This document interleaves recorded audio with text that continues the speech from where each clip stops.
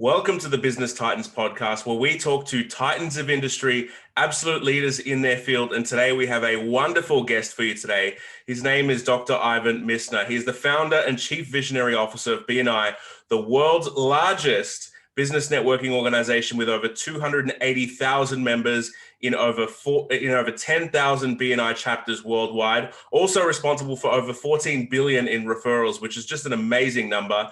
He is dubbed the father of modern networking by both Forbes and CNN.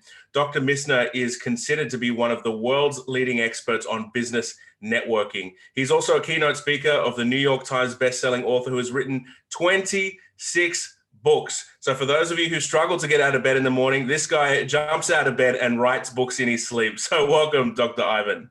Thank you so much. I appreciate it, Oscar. And please call me Ivan. That's fine. Wonderful, wonderful. Look, let's jump straight into the meat. I mean, part of this interview process is interviewing absolute leaders in their field, getting to know what's under the hood, maybe some of the learning, some of the teachings that you've learned. Now, last week we interviewed the Picasso of journalism. I'm going to call you the Usain Bolt of networking. You've just really sprinted and gone to the top. When you first started BNI, Ivan, I mean, was this your vision? Did you ever think we're going to have so many members around the world, there's going to be lots of money passed between members? Was that the vision? You know, first of all, thank you for the Usain Bolt. That's quite a privilege. I appreciate that. To answer your question, I'd have to say no. I mean, I'd be fibbing to you if I said that I had this vision of an international organization. And by the way, the trailing last year it was a little over 14 billion, but trailing 12 months from today, we generated 18 billion with a B, $18 billion worth of business for our members worldwide. No, Oscar, the truth is I just needed some referrals from my consulting practice. And I put together a group of people that I trusted. I hoped that they would trust me enough to refer me. I trusted them enough to refer them. And someone came who couldn't join that group. And she said, "This is great. Would you help me open up a second group?" And I said, "Well, no, this isn't what I do. I'm a business consultant." And she said, "Well, this is kind of consulting." And she talked me into it. We opened up a second group, and then a third, and then a fourth, and then a fifth. And my Brody moment, let me explain the Brody moment. You ever see the movie Jaws? Yeah. So Sheriff Brody, towards the end of the movie, walks into the captain's area of the boat, and he says to the captain, "We're going to need a bigger boat," because he just saw the shark, right? So my Brody moment where I thought, oh man, we're going to need a bigger boat, was the end of that year, where we had opened 20 chapters without even trying. Wow. And I had realized that I had struck a chord in the business community that I didn't anticipate. I mean, I knew I needed referrals, but what I learned was that almost every business is looking for referrals. And so it was at that point that I created the plan to take the business literally out of my garage and above my garage to global, take it garage to global, and scale the business to now an international operation with more than 10,000 groups in 70 countries. It's amazing because when you look at the importance of vision in an organization, it is of utmost importance. But in your case, it was really right place, right time, serving the right need, having the right community or the right network around you. Now, we all here in... Can I say that I think it's a little bit of both? It certainly was, BNI is a great example of necessity being the mother of invention. That I needed it, I didn't realize other people needed it, and so we ran with it. But I could have very easily at the end of that year go, yeah, this isn't what I'm, or I could, when the woman said to me, "Hey, help me open up another group," I could have said no. Yeah. And so, I mean, I did say no at first, but she talked me into it. So yeah, I think at some point early on, you need to create a vision of where you want your company to go. And just 6 months later, middle of 1986, I was doing calculations for about 3 or 4 months on how many chapters BNI could have someday. And in June of 86, and then this is back in the days where you had to go to the library. You know, there was no thing like Monsieur Google where you could just Google stuff. I had to go to a university library that I was teaching at. And, you know, once a week I would do some number crunching and check out books to figure out how many cities there are, what the population is. And I figured that it was possible to maybe have 10,000 chapters someday, 10,000.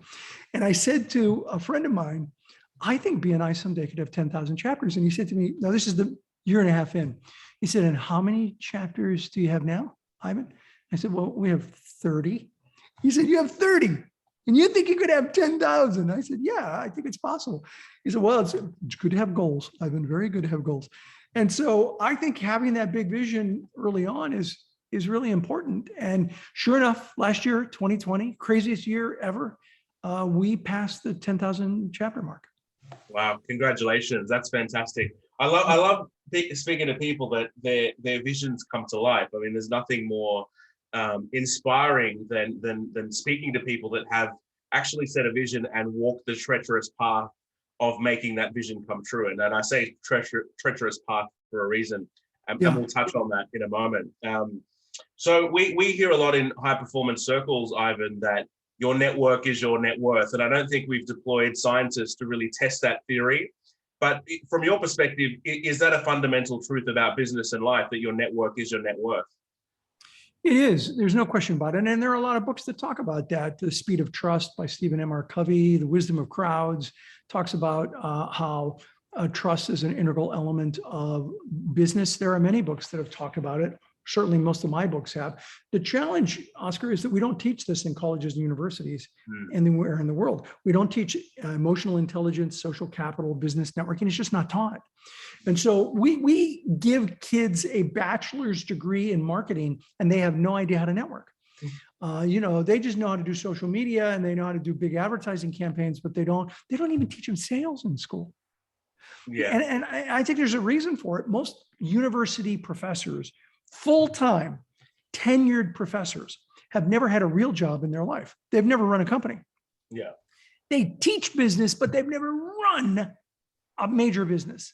And so heaven forbid that they get their hands dirty and make a sale.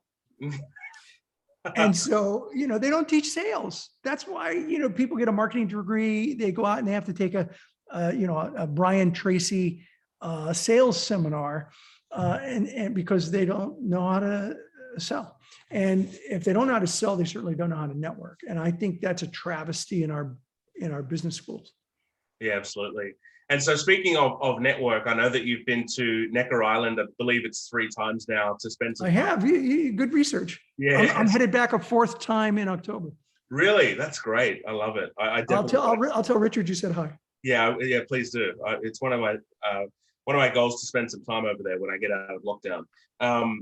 So, I mean, you've gone through the effort of establishing your own really powerful networks. You're still going through the effort of connecting into other networks like Richard Branson. For you at a personal level, what has spending time with Richard Branson done for you personally, Ivan? Well, I mean, there's a couple of things. First of all, it is, it helps with credibility. When you are able to spend time with somebody as well known as him. I've been very blessed that he was willing to do videos a couple of times. So if you go to my blog at ivanmisner.com, you'll see Richard and I do a couple of videos together. But he's also, getting to know him has given me an opportunity to do things that I wouldn't have otherwise been able to do. I saw the launch of the rollout, I should say, of the White Knight 2, the mothership that took his spaceship up into space. I saw the rollout of the spaceship many years ago. I have been invited to Necker because of, having been there once, got invited back. I'm doing an Antarctic expedition at the end of the year because of the connection I've made there. So I've just had some amazing life experiences and met some incredible people because of the relationship that I have built. And I certainly am not buds with Richard. He knows who I am, but I don't want to misstate that, we're close buddies. Yeah, that makes sense. And look, Antarctic adventure does not sound like it makes me want to jump out of bed. What is it about that's appealing to you, Ivan? I've been to every continent in the world except Antarctica. So I'm going to go to Antarctica. I'll have a BNI sign, a flag, a BNI meeting in Antarctica. I'm also going to see a solar eclipse. Wow. From the ocean in Antarctica. So I'll have a chance to see a solar eclipse. And I'll have a chance to actually, step on Antarctica. And it's all about, for me at this age, it's about enjoying life. And, I started BNI almost 37 years ago. BNI has been very successful. I ran the company for 30 years before I handed it over to somebody else. And this part of my life is about doing the things I love, okay. I think an entrepreneur is either working in their flame or working in their wax. And when they're working in their flame, they're on fire. They're excited. They love what they're doing. You can hear it in their voice. You can see it in the way they behave. When they're working in their wax, it takes all their energy away. You can see that in the way they behave. You can hear that in their voice. This is my flame. Interviews like this, it's my flame. Speaking, pouring into members, that's my flame. And so that's what I get to do now with BNI. 99% of my time is in my flame. And now is the opportunity for me to do some personal things in my flame and to enjoy life and go to Antarctica and go back to Necker. I love it. I tell people I'm a 20-year overnight success. It took me 20 years to build a really successful company. 20 years. I touched on the fact that when you have a large vision, sometimes the reconciliation between the reality and the vision can cause a lot of friction, a lot of emotional heartache, a lot of dissatisfaction with life. I know I've definitely been there myself. How do you reconcile that, Ivan? For someone that's going through the trenches and has this big vision to either change the world or to grow a very large company, what's your advice for those people that are still in the middle of that apex? Well, let's talk about changing the world, and then let's talk about growing the company. I think my vision of changing the world, and that's our vision statement actually for BNI, is changing the way the world does business. I believe that as an individual, I may not be able to make a world of difference, but I can make a difference in the world. And you do that one person at a time. And that's what my vision has always been with BNI. It's one group at a time, one person at a time. And over a long period of time, you impact a larger portion of the world. And for me, the way to do that from a business perspective is to make sure and do 6 things 1,000 times, not 1,000 things 6 times. And most business people that I meet are doing 1,000 things 6 times. Yeah. They're constantly chasing bright, shiny objects instead of focusing on doing what they know works and doing it over and over and over again consistently. Now, how do they know what works? You go to shows like yours. You listen to people who resonate with you, who have experience. They've got experience, not the tenured professors who haven't run a major company, but the people who have experience. And you pick them from shows like yours, from YouTube, from books. They become your virtual mentors. And from that, you do 6 things 1,000 times. And by the way, it doesn't have to be 6, it could be 5, it could be 7, but it's a handful of things that you do over and over and over again. The goal being to get to be working in your flame more than your wax. Yeah, that's powerful advice because I see it as well. Everywhere I go and with everything that I do is that everybody's trying to do too much, and it's about narrowing that focus. Yes. I keep this right here for interviews like this. People are constantly chasing these bright, shiny objects going, oh, look at that. Let's try this idea. Let's try that idea. Instead of figuring out a handful of things, again, from people that they trust, that they've learned from, and then doing it over and over and over again. Yes. And that's hard for entrepreneurs because they're, constantly want to do new things. Yeah. And it's tough because there's many different philosophies on this. One philosophy is that there is a certain way to operate and act in the world in order to attain the success that you dream of. The other philosophy is to find out what your flame is based on your own personality style, based on your own propensity for interest, let's say. What do you think is more important? Is it taking the frameworks that are established? For instance, you have to be networking, you have to be out there selling. Like these are the 2 of the fundamentals that really grow business more than anything else.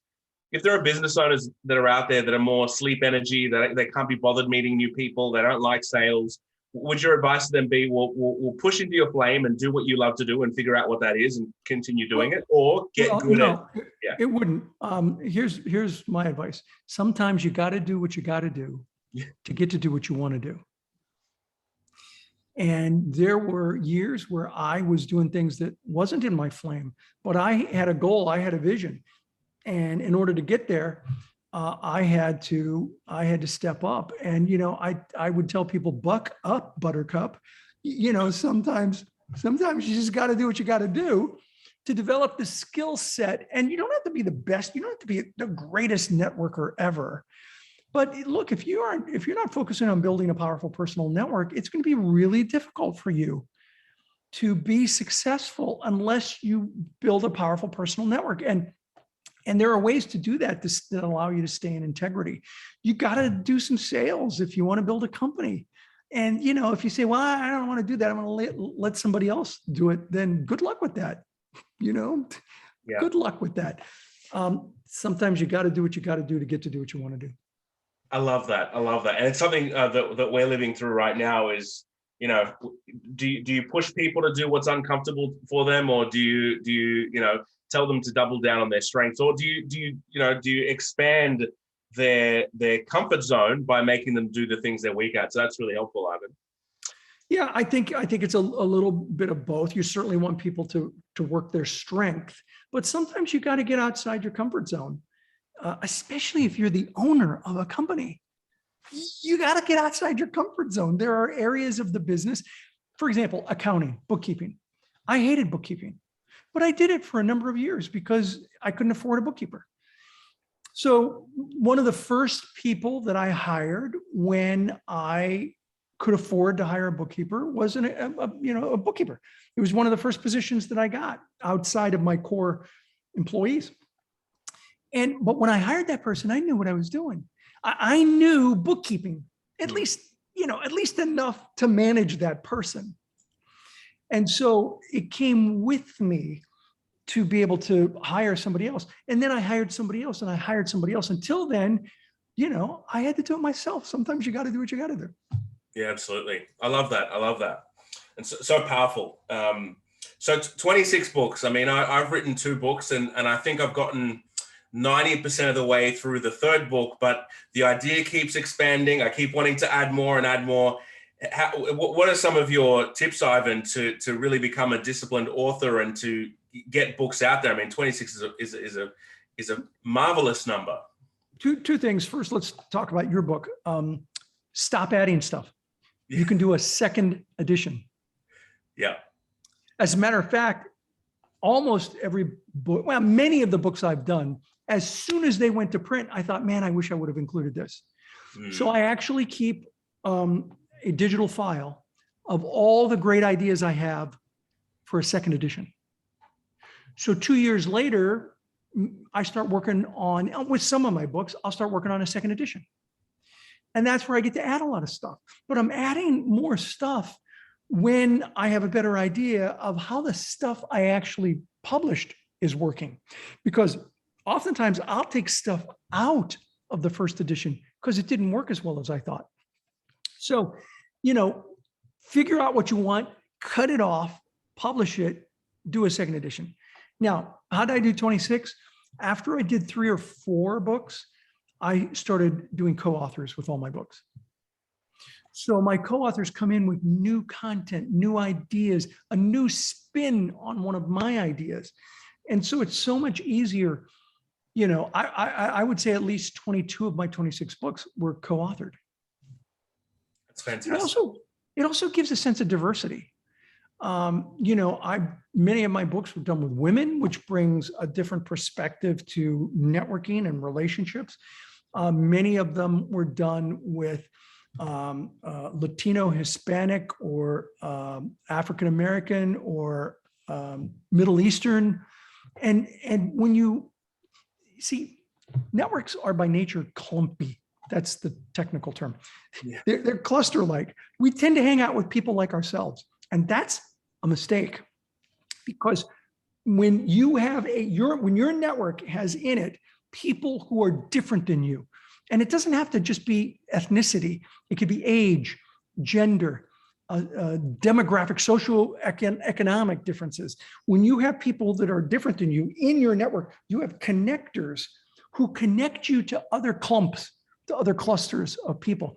So many of my co-authors are diverse because they bring to the table ideas that were outside my paradigm. And that's how I've been able to do 26 books. Yeah, that's wonderful. If there's something I'm going to implement from this, it's definitely to find some co-authors. I love it. I love it. It's a good way to scale as well through partnerships. So let's talk masterminds for a sec. Do you have ideas as to what a powerful mastermind looks like? And if people are out there going, you know what, I really just want one thing they can do is obviously join BNI, but we should be out there networking a lot more. What does a great mastermind look like to you, Ivan? Well, are you talking about an actual organization doing masterminding? Is that what you're referring to? Yeah. Either an organizational mastermind or someone that just wants to develop a better personal network and bring people that are, let's say, more successful than them to the table. How would they structure that mastermind? What should they talk about, and what should the intent be? Well, I think one of the things they should consider is to make sure and network up.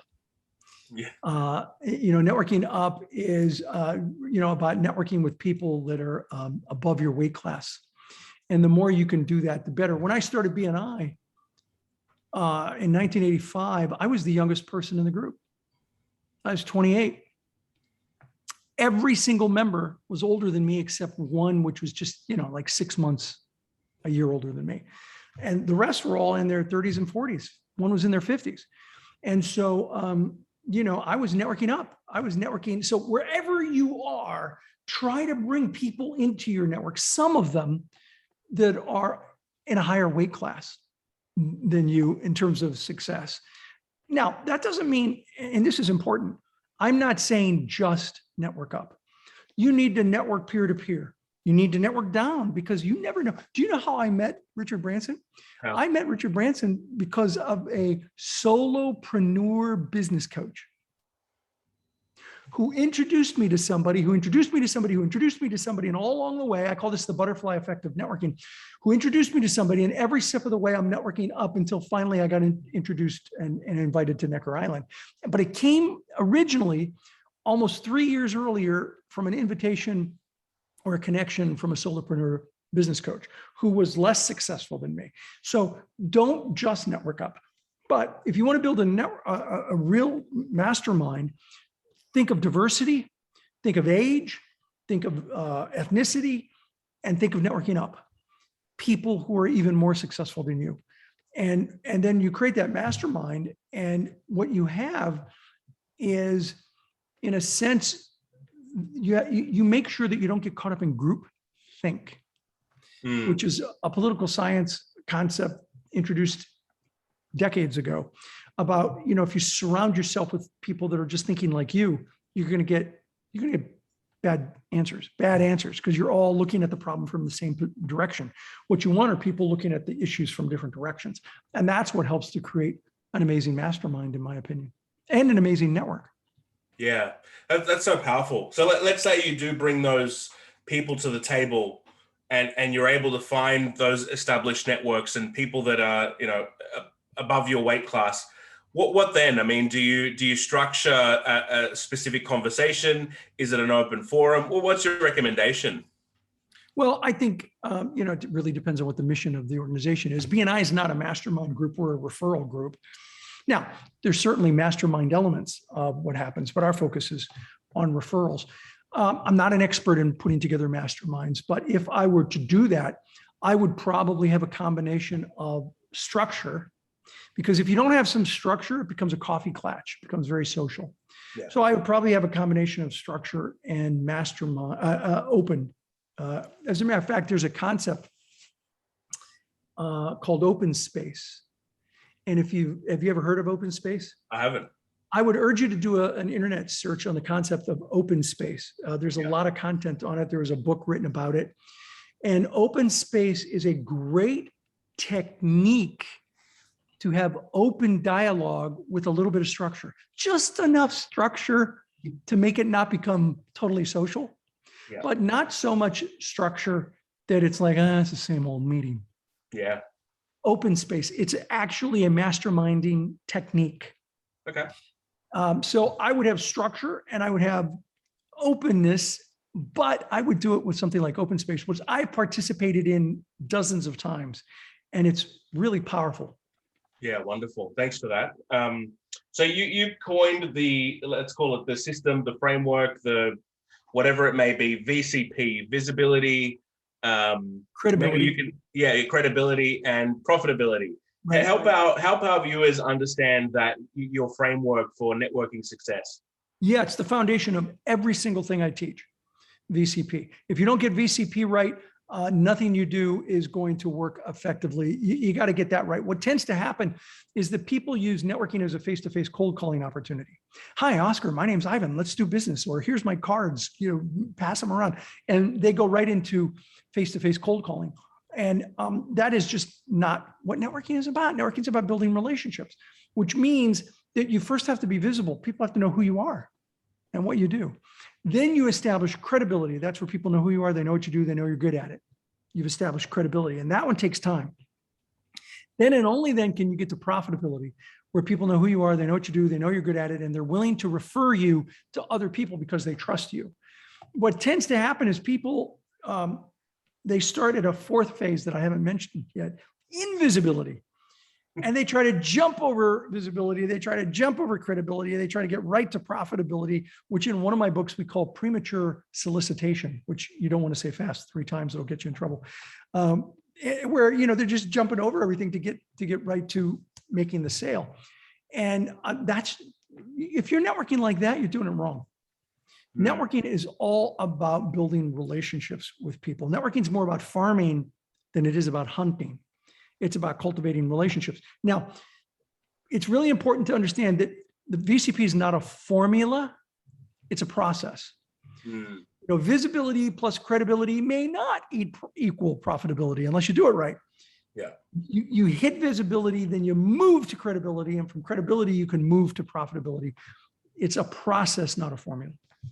Yeah, I love that. I love that. And it takes patience because a lot of people, a lot of times, especially, I float a lot in the executive circles, Ivan, and coach a lot of executives to meet other executives to build strategic partnerships. And I see so many times where the executive at A company just wants to get to executive at B company and just tell them all the things. And it's like, you shouldn't talk so much. You should really listen and ask questions and be curious. And in my world, the person that is listening is the person that is selling. And so people really need to learn to harness to bridle their tongue, let's say, to tame it like a stallion.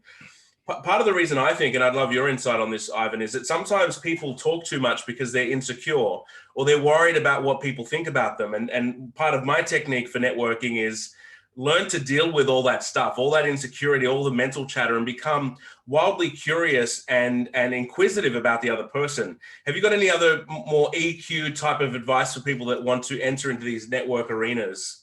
First of all, I agree with you completely. I think it's more important to be interested than interesting. Yeah. And a good networker has 2 ears and 1 mouth and should be using them both proportionately. You should be paying attention to what people have to say. Ask questions. A good networker is like an interviewer. Oscar, you're asking me questions and you're giving me a chance to elaborate. And that's what a good networker is. A good networker asks questions and gets the other person to elaborate. And then as you get to know each other, that can reverse where they're asking you questions and you talk about yourself. But a really good networker listens more than they talk. And I think sometimes one of the reasons that people they don't like networking is they're oftentimes introverts. And so they think that extroverts are better at networking. Not necessarily true. Extroverts are great at meeting people and they're great at talking, but Oscar, what's their favorite subject? No idea. Themselves. Yeah, so exactly. They talk about themselves. So people assume that an extrovert's a great networker. That's not true. An extrovert is great at meeting people, but they have to learn to listen. An introvert has a harder time meeting people, but they're great at listening. So both have a strength and both have a weakness. They need to learn how to deal with that weakness and run with their strength. So introverts can be great at networking. They just have to learn how to connect with people better. And I talk about a lot of techniques, like when you go to a networking event, don't go alone. Go with somebody who's been to that networking event and can introduce you to other people. That's great for introverts. Extroverts have no problem meeting people, but the introverts do. But once they meet somebody, then they're much better naturally at asking questions and listening. Yeah, wonderful. What advice would you give to young Ivan? Well, it's funny, the more gray hair I get, the more I'm asked that question.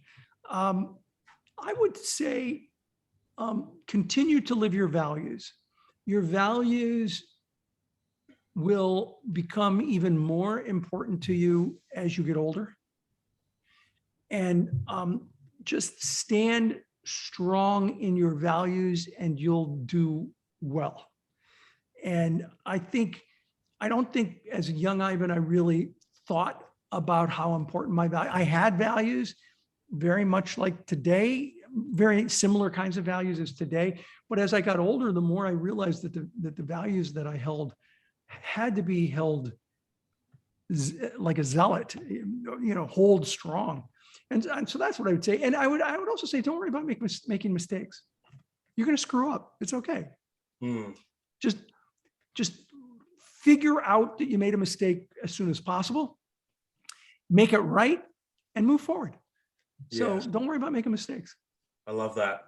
And beliefs, what I know just from various interviews and reading a ton of books is that values and beliefs can be used interchangeably. Let's unpack values a little bit more. What do values mean to you, and what are some examples of some values that you hold dear to you? Well, so some of the ones that I created within BNI that are core to me as an individual, core to BNI, first and foremost would be our organizational principal core value of a giver's gain. The idea that if you help other people succeed, they're going to help you succeed. And that is inculcated into the DNA of BNI, this philosophy of giver's gain. I think lifelong learning is one of my personal values.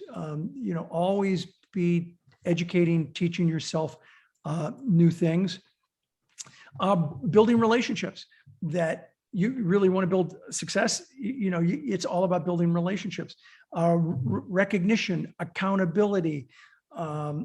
These are all some of the values that I have personally that I've incorporated into BNI that I think they're critical, and living those values becomes critical. Here's another one that's unusual: traditions plus innovation. I like that one. Your traditions tell you who you are as a tribe, but innovation tells you where you want to go. And as long as you stay true to your core traditions, it's okay to also innovate. And so I actually have that as one core value, so that people don't think one's more important than the other. They are both important: traditions plus innovation. That's so powerful. And is it hard to live your values, Ivan? I mean, for someone that wants to achieve all they can achieve in their life and unfold their potential, I think documenting values is a really important thing to do, to actually write these things down and start to incorporate them into your DNA, into your mantra, into your belief system. Is it hard to follow your values? I think people who don't understand how important the values are would say yes to that. People who do understand how important their values are have seen the results of not holding firm to your values, and they would say, oh, no, it's easy to do. Because when you don't, you end up having more problems on the back end. Like, I'll take any client, I don't care, if they've got money, I'll take them. And then later on, they're like, oh man, I should have never taken this client. I knew it at the time, but they've turned into more headache than I anticipated. So no, I think the better you get at it. And I wrote a book on this, Oscar, called Who's in Your Room? You want 2 minutes on the concept? Yeah, please. You froze on me. Would you like 2 minutes on the concept? Yes, please. Yes, please. Yeah. So here's the concept. Imagine that you live your life in one room, and that one room has only one door. And that one door is an enter only door, so that when people come into your room or into your life, they're there forever. You can never get them out. Now, Oscar, it's a metaphor, but if it were true, would you be different about the people that you've let into your life? Absolutely. Yeah, Absolutely. everybody says that.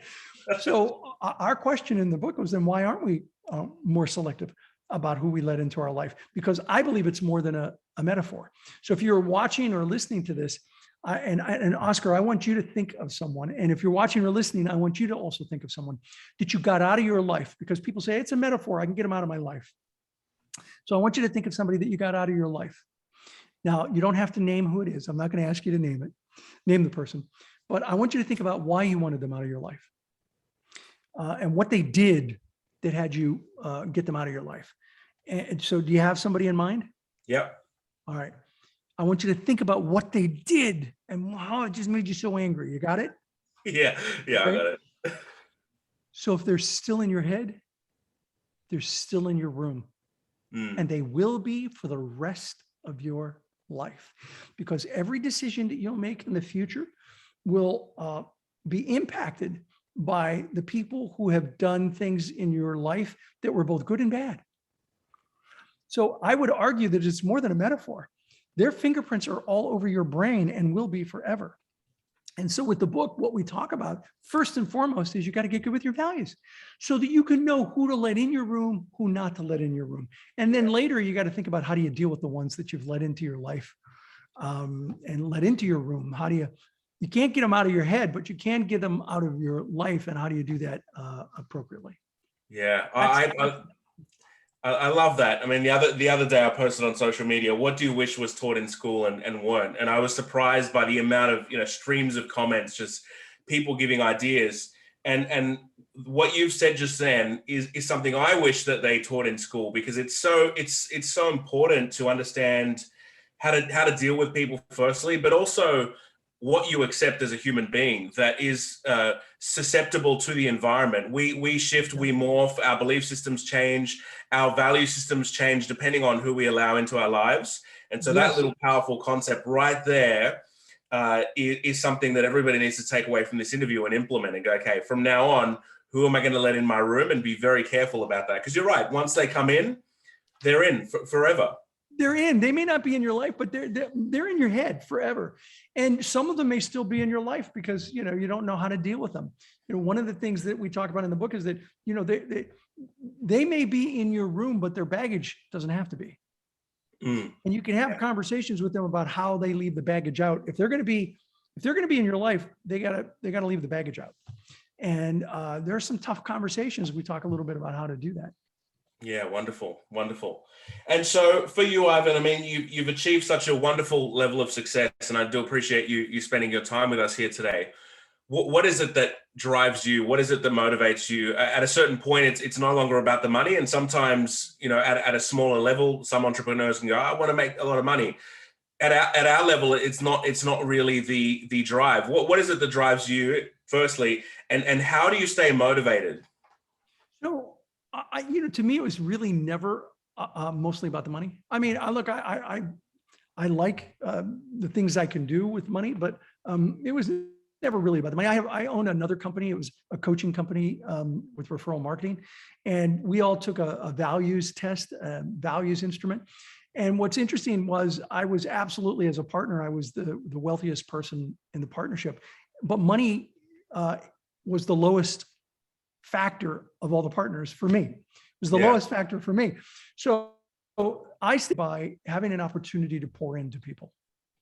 I'm working in my flame, and it's taken me a long time to be able to work this much just in my flame.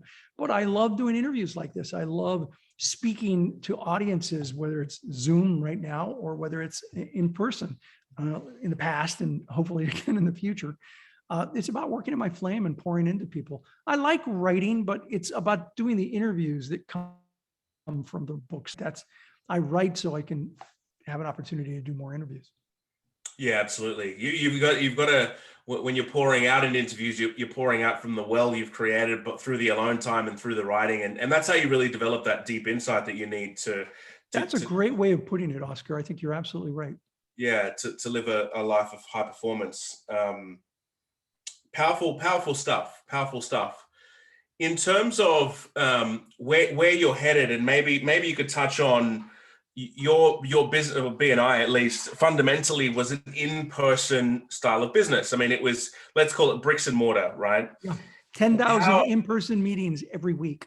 it's a massive orchestration of people, time, resources to meet face to face. Now the pandemic struck, and therefore we couldn't do face to face.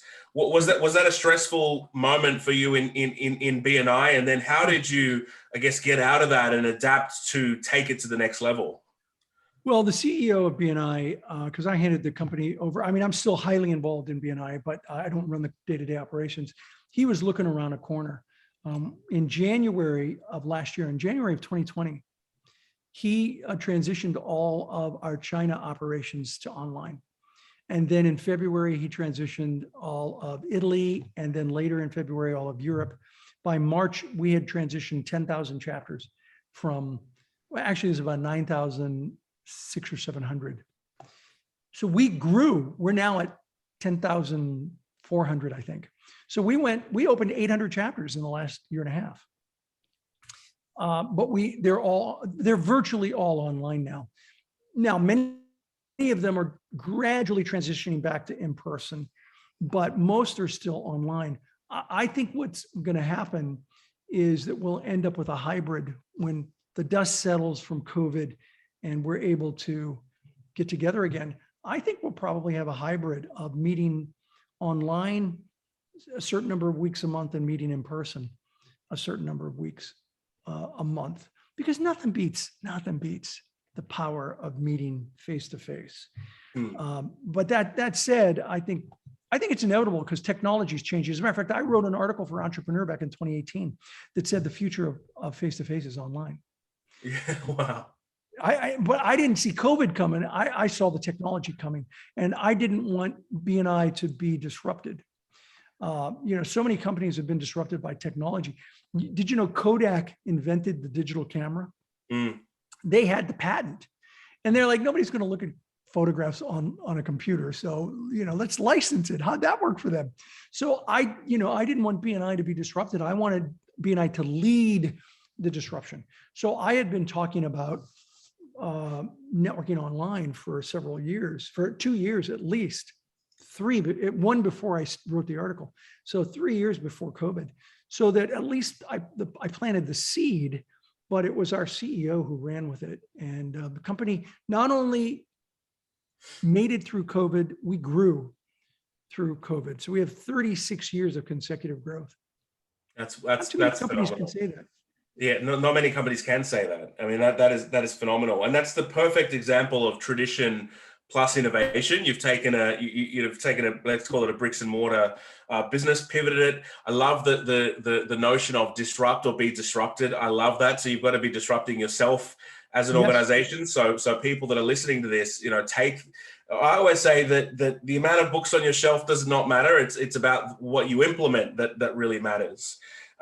As we wrap up today, that is a great point, Oscar. I wrote a book called Masters of Success, and one of the key elements of it is that success is the uncommon application of common knowledge.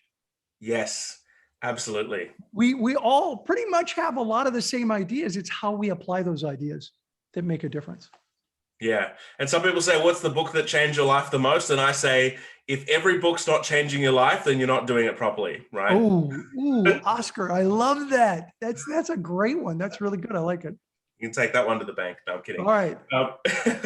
Awesome. So as we wrap up today, Ivan, what advice would you give listeners, or what's your cornerstone piece of advice for people that really do want to live a better life? They want to take their life to the next level. They want to provide for their family, maybe even the communities, if they can stretch their vision that large. What would be your final piece of advice for our listeners? Well, I'd love people to come to my blog at ivanmisner.com, because I have a lot of these nuggets up there. My final piece of advice would be, the old saying, it's not what you know, it's who you know. Yeah. I don't think it's either, Oscar. I don't think it's what you know or who you know. It's how well you know each other. that really counts. It's how well you know each other. It's all about going deep and building relationships with other people. And if you understand that concept of networking being all about building relationships, then you're going to do pretty well. And even introverts can network effectively if they look at it from a perspective of building relationships with people. Yeah, wonderful. Well, thank you very much, Ivan. So we're going to wrap up today. Thank you, everyone, for your time and tuning in today. I want you to go to Ivan and thank him for his generosity for his time today, because he's full of such wisdom and excitement about life, and you can clearly see he is working in his flame. And for those of you watching, do whatever it takes to work from a place of being in your flame, because that is one of the most important things for you to generate the maximum fulfillment in your life. So thank you very much, Ivan, for joining us today. Thank you, Oscar. I appreciate you having me. Thank you.